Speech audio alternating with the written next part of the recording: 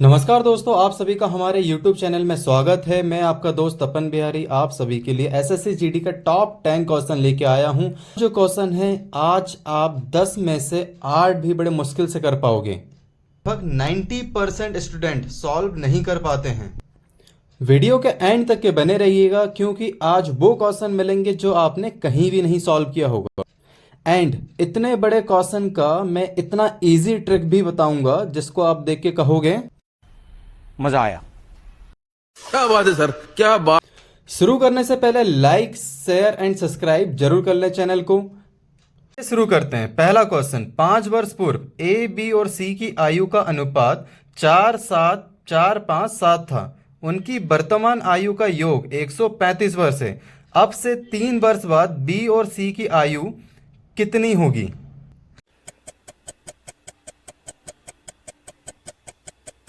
देखो, A B और सी तीनों का जो प्रेजेंट एज है वो कितना है? 135। अब हर एक का 5 साल के लिए क्या करेंगे? 5 दिया 15, तीनों का टोटल 15 माइनस कर दूं, कितना आएगा? 120। मतलब 4x Resso 4x plus 5x plus 7x का टोटल एज जो है 120 था इनका। अब तीनों को सम कर देंगे, कितना आएगा? 4 5 9 16, 16x इक्वल टू 120। x हमारा एक यूनिट डिजिट है। अब इसको घटा दो, 120 से भाग दे देते हैं 16 का। 4 तिया 12, ये 4 चौको 16, यहाँ पर ये 15 और ये 2 आया कितना? 15/2। अब हमारा जो यूनिट है उसको जो वैल्यू आई है वो है 15/2। अब हमें जो निकालना है, अब से 3 साल बाद बी और सी की टोटल एज निकालनी है। तो मतलब सिर्फ यहाँ पर बी, देखो बी का रेशो क्या है? 5x। तो यहाँ पर हम करेंगे 5 × 15/2, कितना हो जाएगा? 15 पंजे 75, 75/2। अब याद रखना ये 5 साल पहले का है, तो ये 75/2 में हम 5 साल ऐड भी करेंगे। वहीं सी का और निकाल लें। सी का रेशो क्या है? 7x, है ना? तो 7 का मल्टीप्लाई x हमारा यूनिट क्या है? 15/2। 15 सत्ते 135/2। अब इसमें भी 5 ऐड होगा क्योंकि ये 5 साल पहले का है, हमें प्रेजेंट एज बताना है। अब इनकी प्रेजेंट एज आ चुकी है, तो b प्लस सी कर दो, इनकी टोटल एज कितना हो जाएगा? 5 5 10 इनकी अलग से है, 75/2 प्लस 135/2। अब इन दोनों का बेस सेम है, दोनों को मैं प्लस करूंगा, कितना आएगा? 210। 210 में 2 का हम जब भाग देंगे तो आएगा 105। 105, देखो यहाँ पर है ना, ये 105 आएगा, ठीक है? 105 प्लस 75 कितना हो? 180। अब 180 का जब 2 में भाग देंगे आएगा 90। 90 प्लस 10 कितना हो जाएगा? तो 100 हमारा प्रेजेंट एज बी प्लस सी का टोटल एज होगा, option A. Next question solve करने से पहले आप लाइक शेयर एंड सब्सक्राइब जरूर कर दें। चैनल को सब्सक्राइब करो पहले। हाँ जल्दी करो, मुझे पता है कि आप लोग नहीं करते हो, वीडियो देखते हो लेकिन सब्सक्राइब नहीं करते। रीड करो, पॉज करो, सॉल्व करो, फिर सॉल्यूशन देखो। सेकंड क्वेश्चन है, एक वस्तु को 25% और 15% की दो क्रमागत छूट के बाद उसकी जो सेलिंग प्राइस है वो इतना हो जाता है ना? तो वस्तु का अंकित मूल्य क्या है? हमें मार्क प्राइस फाइंड करना है।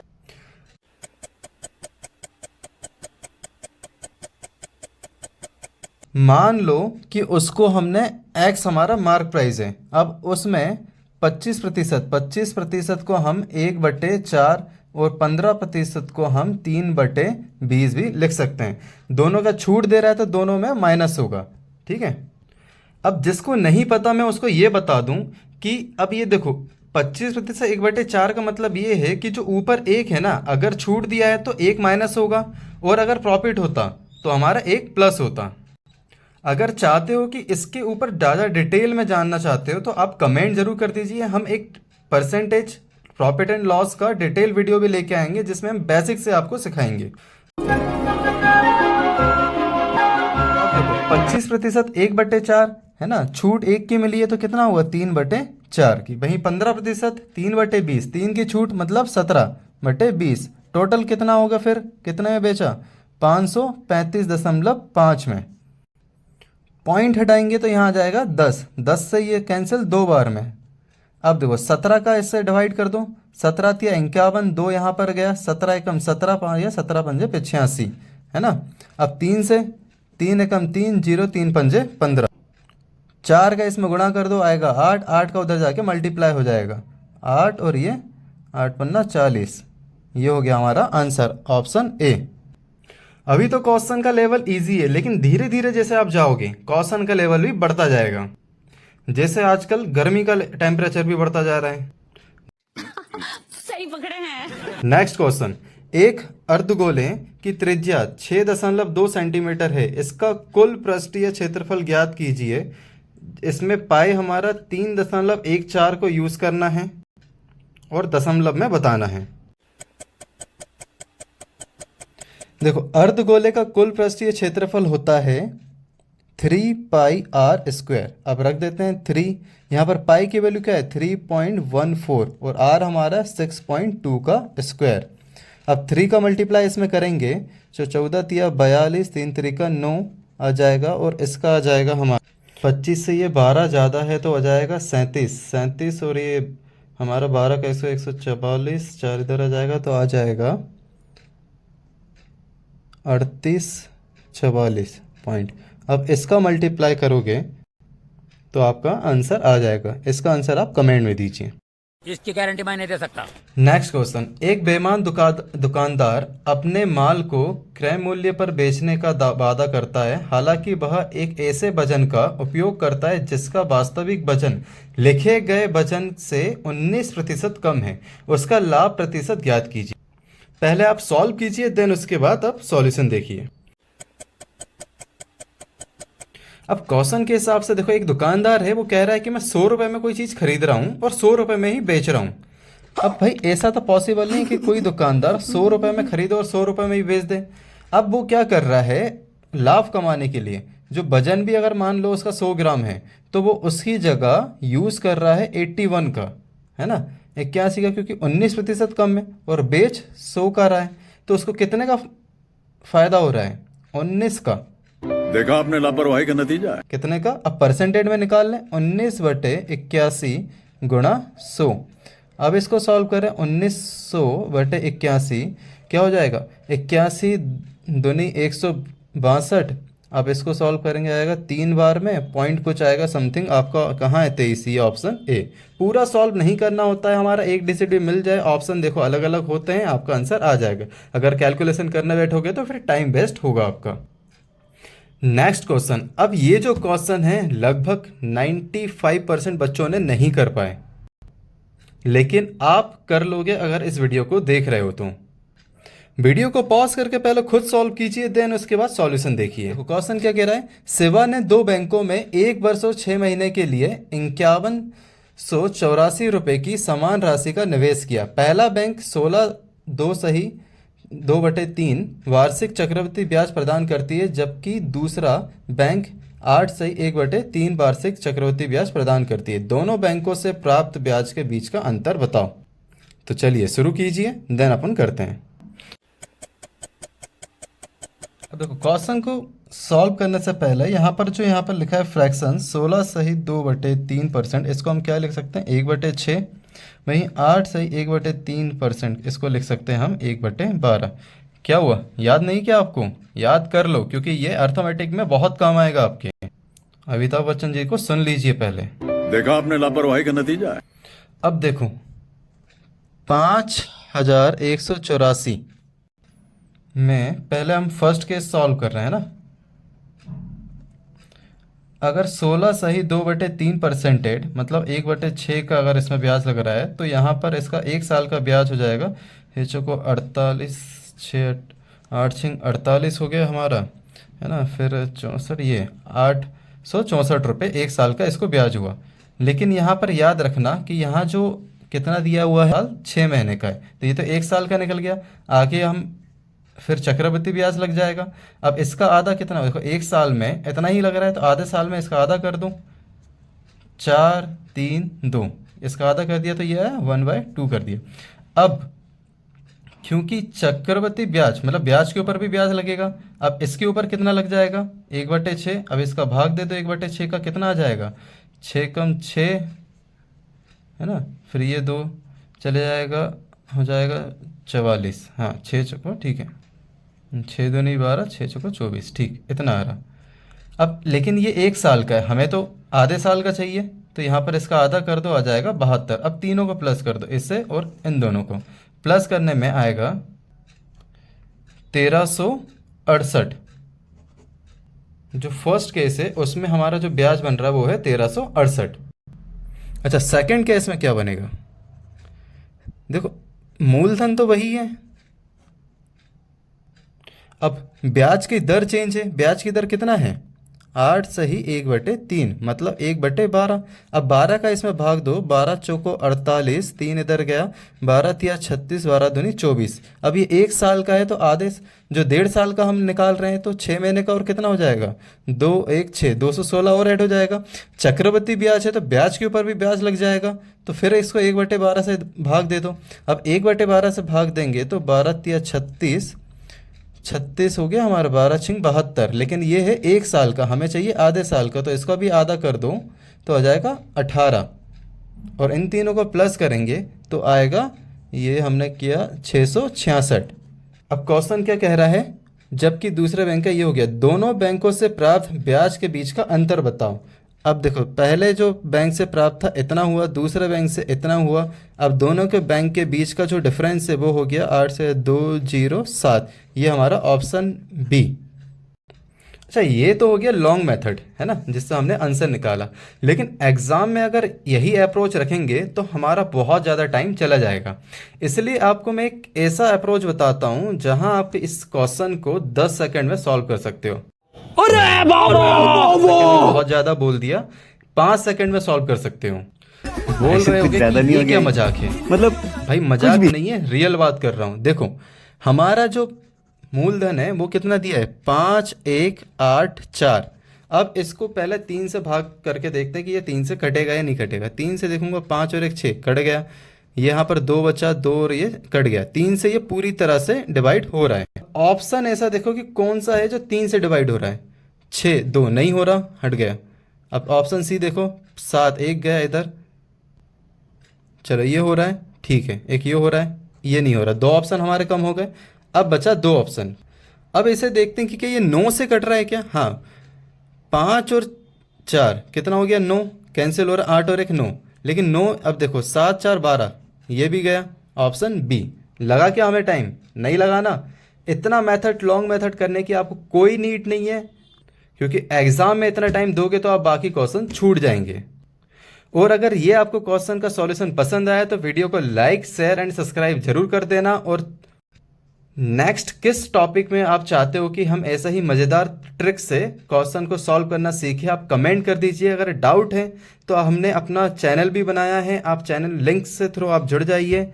चलो नेक्स्ट क्वेश्चन। मैंने कहा था ना कि आज का जो लेवल है बहुत हाई लेवल है। अब ये जो क्वेश्चन है इसको 99% स्टूडेंट ने छोड़ के आ गए, जबकि ये अगर सॉल्व करने बैठे तो थोड़ा सा टाइम टेकिंग है, लेकिन बहुत ईजी है।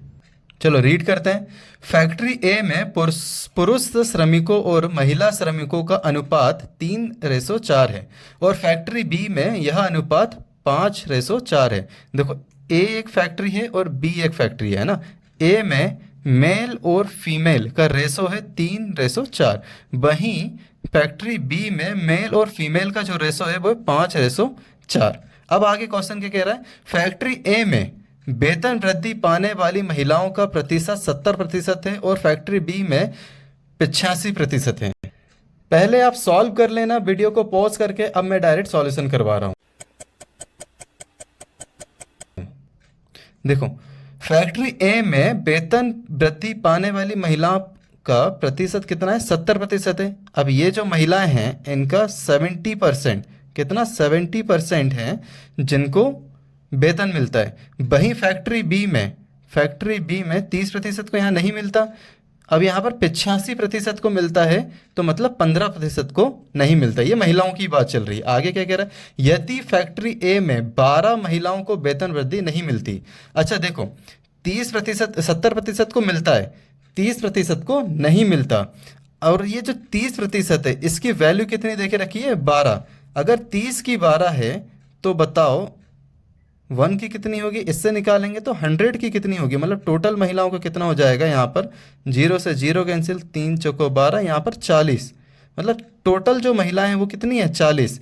अगर टोटल महिला 40 हैं, है ना, तो टोटल कितने हो जाएंगे हमारे पास लोग? यहाँ पर ये 40 का एक निकाला, 10 का एक यूनिट बन रहा है, यहाँ पर ये 7 से गुणा कर देंगे, टोटल जो हमारे पर्सन है वो हो जाएंगे 70 जो फैक्ट्री ए में काम करते हैं।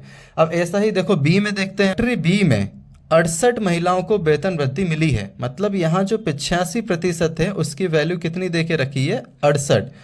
तो एक की वैल्यू कितनी आएगी 68/85, तो 100 की कितनी हो जाएगी, अब इसको गुणा करके निकालें। 17 के पहाड़े में 68 4 बार में और ये 5 बार में 85, 5 दूनी और 4 दूनी 80, मतलब एक की वैल्यू 80 आ गई। यहाँ पर जो टोटल महिला हैं, सॉरी एक की नहीं, टोटल महिला हैं वो कितनी है 80 हैं। अब ये 4 का रेशो 80 है तो एक का हो जाएगा 20, टोटल कितने हैं 9, 9 का गुणा कर दो, जो टोटल बी में फैक्ट्री हैं वो है 80, 180। अब यही पूछ रहा है फैक्ट्री ए में कुल श्रमिकों और फैक्ट्री बी में कुल श्रमिकों का अनुपात क्या है। अब देखो फैक्ट्री ए में हमने निकाला 70 है और फैक्ट्री बी में 180, 0 से 0 कैंसिल हो जाएगा, 7/7 सही 18, तो ये हमारा ऑप्शन डी। क्वेश्चन को सॉल्व करने का तरीका कैसा लगा आप कमेंट करके ज़रूर बताएं।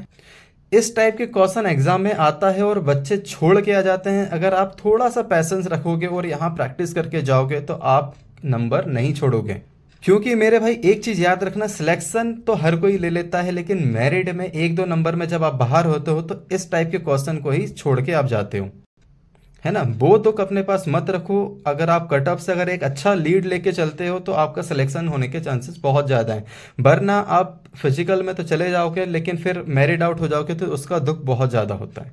तो साला ये दुख का खत्म नहीं होता बे। नेक्स्ट क्वेश्चन, पहले आप क्वेश्चन को रीड कीजिए, पॉज कीजिए, देन सॉल्व कीजिए। अब इस टाइप के क्वेश्चन के लिए एक फॉर्मूला यूज होता है, वो क्या है, a की पावर x मल्टीप्लाई a की पावर y को हम क्या लिख सकते हैं, a की पावर x प्लस y, क्योंकि दोनों का बेस सेम है, एक्सपोनेंट अलग है ना, हिंदी में बोले तो घात अलग है। अब कुछ नहीं है, डायरेक्ट a की जगह आप इसका रख देते हैं, a हमारा है 625, अब x हमारा हो जाएगा 0.07 प्लस 0.18, है ना, y हमारे हो गया, ये x है और ये y, दोनों को प्लस करेंगे। अब जब 625 को मैं क्या लिख सकता हूँ, 5 की पावर 4, ठीक है, तो इसको मैं यहाँ लिख दूँ 5 की पावर 4, और इन दोनों को जब प्लस करूँगा तो आ जाएगा 0.25। अब 5 की पावर 4, 0.25 को मैं क्या लिख सकता हूँ, 25/100, 25 को मैं इसमें भाग दूंगा तो आएगा 4, 4 से 4 कैंसिल, आया मेरा आंसर 5, ऑप्शन सी। यहाँ हमने सॉल्व किया इसलिए इतना टाइम लग रहा है, लेकिन इसको सॉल्व करने की भी नीड नहीं है, आप डायरेक्ट ही इसको क्वेश्चन रीड करके भी कर सकते हो। चलो क्वेश्चन नंबर 8 तक आ चुके हैं और आप कमेंट करके बताइए कि अभी तक के आपके 7 में से कितने सही गए हैं। चलो क्वेश्चन रीड करते हैं। एक व्यक्ति ने 2 अलग अलग मूलधनों को 3 सही 1 के अनुपात में 10% और 15% साधारण ब्याज पर निवेश किया। अगर उसने ब्याज दरों को परस्पर बदल दिया होता तो उसे 3 वर्ष की अवधि के बाद 150 रुपये अधिक प्राप्त होते। 15% निवेश किए गए मूलधन को ज्ञात कीजिए। अब इसे सॉल्व कीजिए, देन हम करते हैं इसका सॉल्यूशन। तो क्वेश्चन को आप अच्छे से समझो, देन उसके बाद सॉल्व करते हैं। अब 3:1, 2 मूलधन अलग अलग हैं, हमने इसको 3x और x मान लिया, ठीक है। अब पहला केस इसमें क्या हो रहा है कि 10% और 15% साधारण ब्याज लगाए, लेकिन उसने क्या कहा कि अगर उसने ब्याज दरों को परस्पर बदल दिया, मतलब यहाँ आप 15 सेकेंड केस और यहाँ 10 कर दिया, तो दोनों के बीच का जो डिफरेंस है, आपको डिफरेंस कितना देखने को मिल रहा है, 150, और वहीं जो टाइम हमें मिला है वो कितना है, 3 ईयर। अब ये चीज़ हमें फिक्स है, तो चलो अब सॉल्व करते हैं। तो अब सेकंड वाले को फर्स्ट करेंगे, मतलब second minus first case equal to हमारा डिफरेंस आएगा। सेकंड केस क्या है, हमारा मूलधन क्या है यहाँ पर 3x, उसमें ब्याज दर कितना लगा है 15%, टाइम कितना है 3/100, प्लस फिर हमारा जो मूलधन है वो है x, इसमें जो रेट ऑफ इंटरेस्ट है वो 10%, टाइम हमारा 3/100, इसको इससे माइनस करेंगे। अब फर्स्ट केस क्या है हमारा, मूलधन 3x, फिर हमारा है रेट ऑफ इंटरेस्ट 10%, टाइम हमारा 3/100, प्लस अब हमारा मूलधन x, फिर यहाँ पर rate of interest 15, time t/100, दोनों के बीच का डिफरेंस है 150। अब देखो 15 तिया 45, 45 अच्छा ठीक है, 3 3 का 9 और 9 का गुणा 15 में करेंगे आएगा 135। 135 को यहाँ पर इससे प्लस कर दें क्योंकि दोनों का बेस सेम है, तो यहाँ पर 30x आएगा। 30 और 135x को जब प्लस करोगे तो आएगा 165x अपॉन 100 माइनस, अब यहाँ 3 त्रिका 9 9 है 90, 90x आ गया यहाँ पर, 15 तिया 45x। ऐसे ही यहाँ पर इन दोनों को जब प्लस करेंगे तो आएगा 135x बटे 100, दोनों का डिफरेंस 150। अब दोनों का बेस सेम है तो लिख लो यहाँ पर 165x माइनस 135x कितना हो जाएगा, इन दोनों को सॉल्व करेंगे 30x बटे 100 जिसका डिफरेंस है 150। 30 के पहाड़े में 150 5 बार में आता है तो आपकी जो x की वैल्यू है वो आ गई 500। यही पूछा है। 15% निवेश किए गए मूलधन ज्ञात कीजिए। 15% यहाँ पर ये निवेश किया गया था और इसका जो अमाउंट है वो कितना है x, तो x की वैल्यू 500 होगी, ऑप्शन ए। अगर आपको सॉल्यूशन अच्छा लगा, वीडियो अच्छा लगा तो प्लीज़ लाइक शेयर सब्सक्राइब जरूर कर दीजिए जिससे हमें मोटिवेशन मिलता है। एंड ऐसा ही आपको और भी इंटरेस्टिंग वीडियो लेके आएंगे। आपका सपोर्ट हमारे लिए बहुत इंपॉर्टेंट है। और अगर कुछ आप अपनी तरफ से भी चाहते हो तो प्लीज़ कमेंट करिए, तो सो हम उसके ऊपर काम करेंगे। चलो नेक्स्ट क्वेश्चन।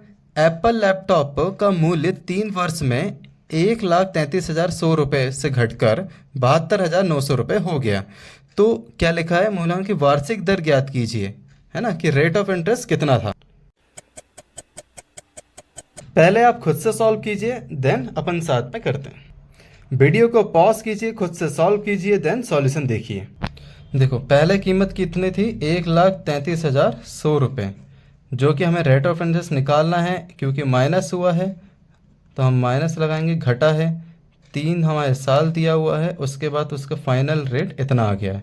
अब कुछ नहीं करो, 1 माइनस आर अपॉन 100 ऊपर 3 72900, इसको यहाँ पर नीचे ले आओ, इसके आ जाएगा 133,100, 2 0 से 2 0 कैंसिल। अब मुझे यहाँ पर क्लियर दिख रहा है कि ये जो है वो किसका 9 का क्यूब है और ये 11 का क्यूब है, तो दोनों को मैं ऐसा लिख सकता हूँ, दोनों का क्यूब।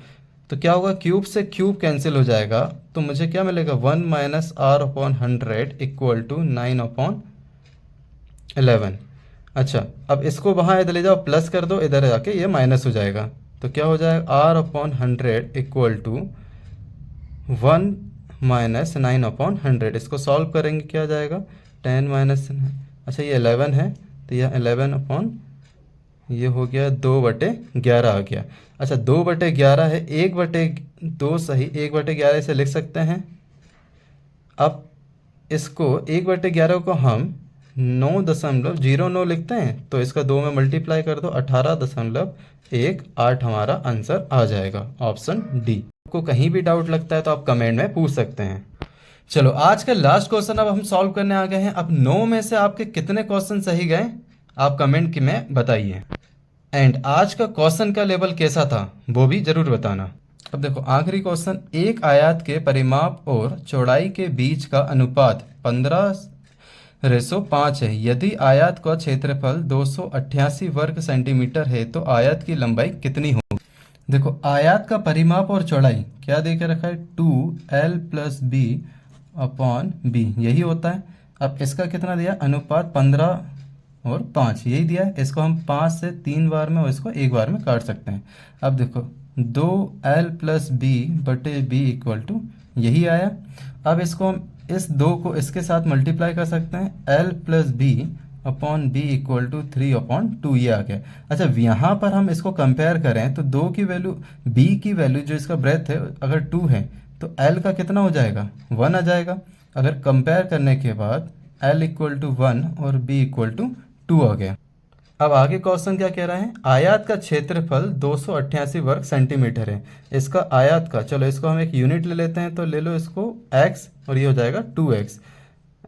अकॉर्डिंग टू क्वेश्चन, अब आयत का फॉर्मूला लेंथ इनटू ब्रेथ होता है ना, क्षेत्रफल उसका, तो क्या होगा इसमें x का गुणा 2x में होगा, जो कि दे के रखा है 288। इन दोनों का मल्टीप्लाई जब करोगे तो आएगा 2x² इक्वल टू 288। 2 से इसको काट दो तो आएगा यहाँ पर 144। अब एक्स का जो रूट है इधर चढ़ जाएगा 144 में, तो x इक्वल टू हमारा 12 आ जाएगा। और पूछा क्या है, आयत की लंबाई लेंथ क्या है, x ही है, x की वैल्यू 12, तो हमारा डी ऑप्शन। तो दोस्तों आज का वीडियो आपको कैसा लगा, आज के क्वेश्चन का लेवल कैसा था एंड उसे सॉल्व करने का तरीका कैसा था, कमेंट करके ज़रूर बताएं। अगर आपको पसंद आया तो लाइक शेयर एंड सब्सक्राइब जरूर कर लें, जिससे आप आगे आने वाले वीडियो को पहले ही देख सकते हो। और अगर आपकी तरफ से कोई डिमांड है तो कमेंट में ज़रूर बताएं, हम उसे भी फुलफिल करेंगे। मिलते हैं नेक्स्ट वीडियो में, तब तक के लिए जय हिंद।